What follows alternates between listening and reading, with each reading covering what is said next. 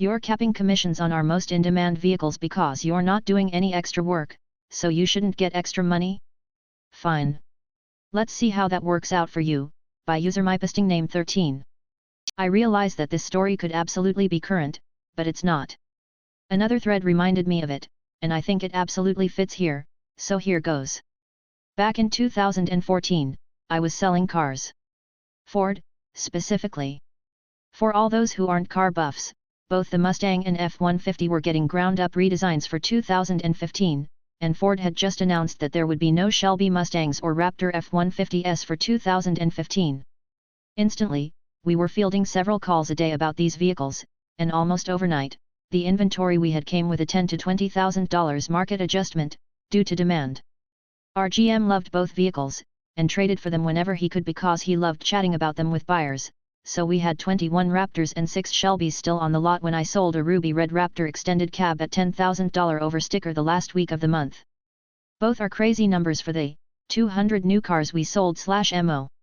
With the trade, I was due about $4,200 in commission, but my check was about $1,700 light. Come the first Saturday morning meeting after payday, we were told that commissions on such vehicles would be capped at $2,500, retro to last month, per a previously ignored provision in our pay plan. There was much grumbling, but management stood firm, citing how incredibly easy Raptor/Shelby deals were. They weren't wrong about that.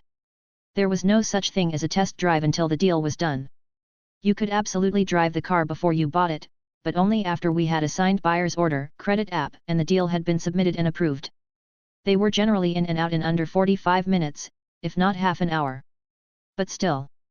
Dealership gets free money and doesn't want to share? Cue malicious compliance. I talked to several other salespeople, who to a man were pissed, and we colluded. I whipped up a little Excel macro/widget that would take the invoice price/holdback, add in pack and whatnot, and spit out a sales price that would produce an exactly $2,500 commission. I sent it to every salesperson we had, and everyone used it. It only took 3 signed buyer's orders with seemingly arbitrary numbers for the desk to figure out what we were doing and to call another meeting. That meeting was basically management yelling at us, and the entire sales staff calmly saying, "Remove the cap, or you'll never see another signed buyer's order that exceeds it. Fuck you." The cap was lifted 3 days later. Discipline me for being 22 seconds late without notice? Got it. Won't happen again, by user Chief Steward. Edit, by request, TL, DR at bottom. This happened several years ago because it was some malicious compliance that lasted for years. My former employer uses a points-based system to track attendance. The parts of the policy relevant to this story are: tardy with call-in prior to the start of shift, 1/2 point. Tardy with no call, 1 point. Accumulate enough points and you're fired. There's a set of train tracks crossing the street that leads to this facility. Occasionally, trains will stop while blocking this crossing. If you're caught there in the last few minutes before you're supposed to clock in, you have a decision to make: wait or go around. Either way, you might be late. Sometimes you'll decide to go around and then the train clears the crossing and the folks who waited get in before you. Sometimes you'll wait and watch through the gaps in the train cars as folks who went around pull into the parking lot while you're still idling at a blocked train crossing. To be clear, going around involves taking a lot of secondary county roads as well as a few field access roads. It's an extremely rural area, so you literally never know what kind of road conditions you are going to find along the way around. The roads may even be entirely unusable during the winter months where snow covers them. One night, during my years on third shift, I was stopped at these tracks and decided to wait. Eventually the train moved on.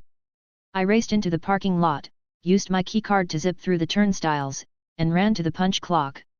My clock-in time was 10:30 p.m. They have these biometric punch clocks that read your fingerprint to clock employees in and out. Sometimes these clocks just will not read your fingerprint. I got to the punch clock and it said 10:30. I'm golden. It doesn't track seconds. I entered my employee ID number and placed my finger on the sensor. 3 beeps, failed red. Tried again. 3 beeps. Tried once more. 3 beeps. Nope, not trying again because by this time the clock was likely to tick over to 10:31 in the middle of reading my finger. When I got to my assigned work area, I told my team manager what happened. He said don't worry about it, he'd manually punch me in. I should have listened. But I'm a worrier. In the morning, when the front office people started showing back up, I went to the attendance office to confirm that my situation was all good. The office administrator decided to check my gate time, and used that as the determining factor. I scanned my keycard at 10:30 and 22 seconds p.m. That's a tardy, no call. One full attendance point to be issued. I reiterated that it was a train stopped on the tracks, completely beyond my control. She advised me to either leave earlier, and just wait an extra half an hour for my shift to start on the majority of days, or else get a cell phone, I didn't have one at all back then, to call in with from the road next time. Well, what I did instead was start calling in absent just in case something comes up after I leave home but before I arrive at work in the evenings before leaving for work. The first few days the attendance office up front was just bemused. After weeks, they became annoyed. After months, they'd apparently complained enough and I finally got told to stop. During the course of this conversation they revealed that calling in too early before the start of your shift made it extra challenging to make sure the notice gets to the right members of management, because the message is no longer flagged as new by the time they're creating logs for the next shift. This was great news for me. From then on, every morning before leaving the premises at the end of my shift, I used one of their phones to call in absent for my next shift that evening. They tried to write me up for insubordination but the labor union slapped it down, pointing out that the collective bargaining agreement specifies the time we must call in by, but does not specify a time before which call-ins may not be made. Cue the huge grin across my face. I never forgot that my team manager tried to do me a solid though.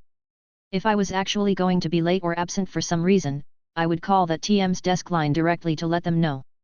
Even long after I finally got a cell phone, I continued doing this. I'd just call in on my way home, instead of sticking around to use their phones after my shift. Found out years and years later from some union reps that upper management never got over this. Drove them nuts that they got beat at their own game by something so simple. It didn't bring the walls crumbling down, but it was a persistent, enduring source of frustration and impotence for them.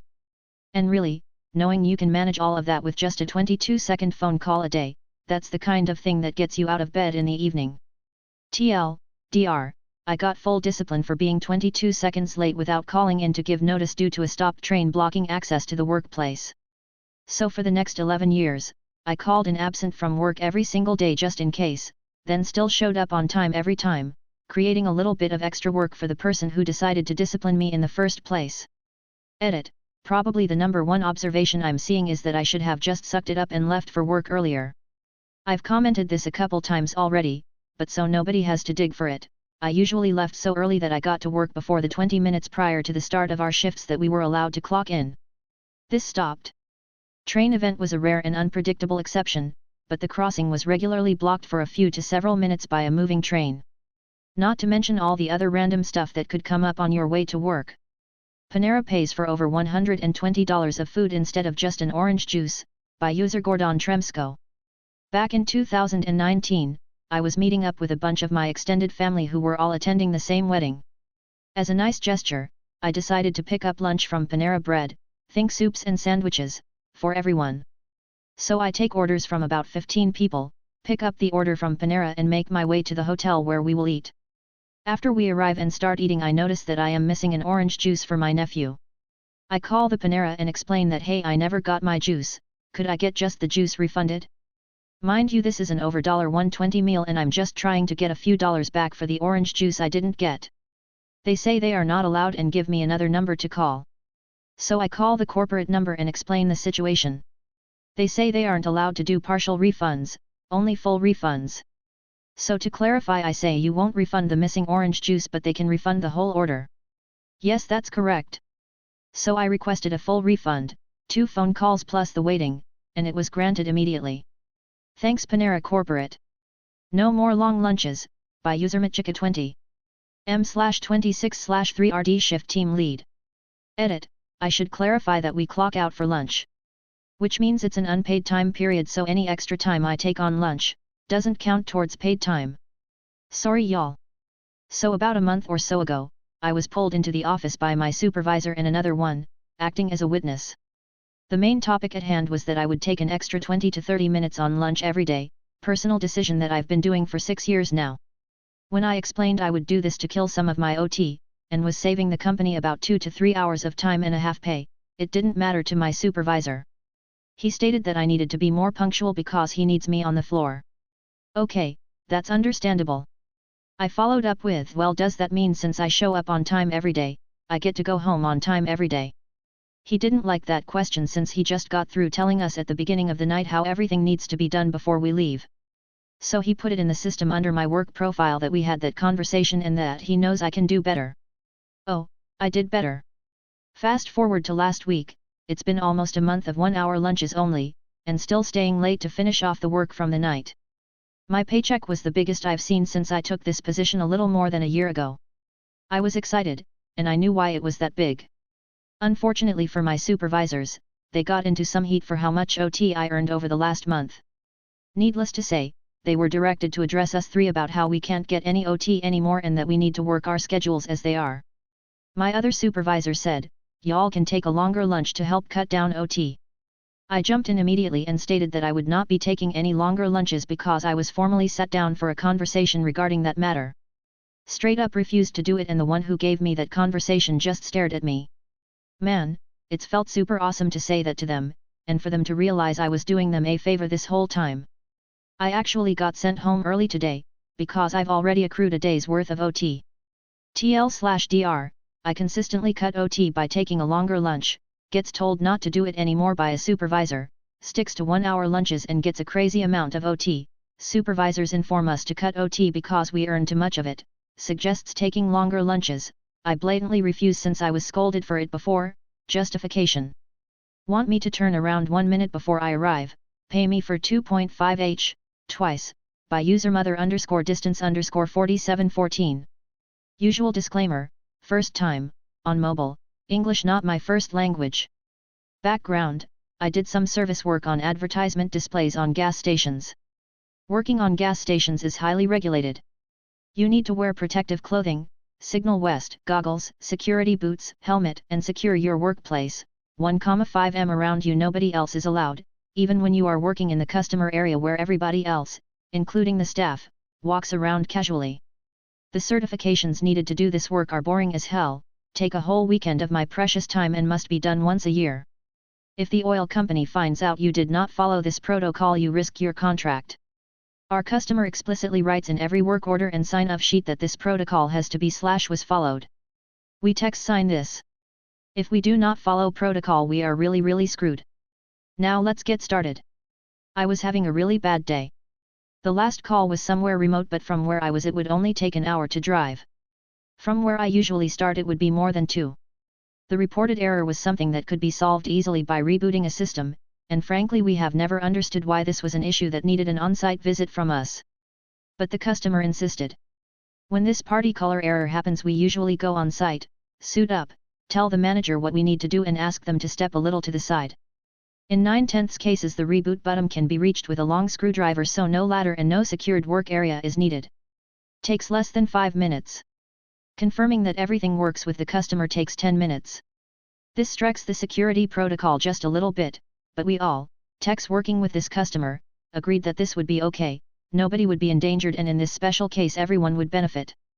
So I called dispatch and informed them at 1500 that I would head out to this location. At 1600, I could literally see the sign of the gas station up ahead.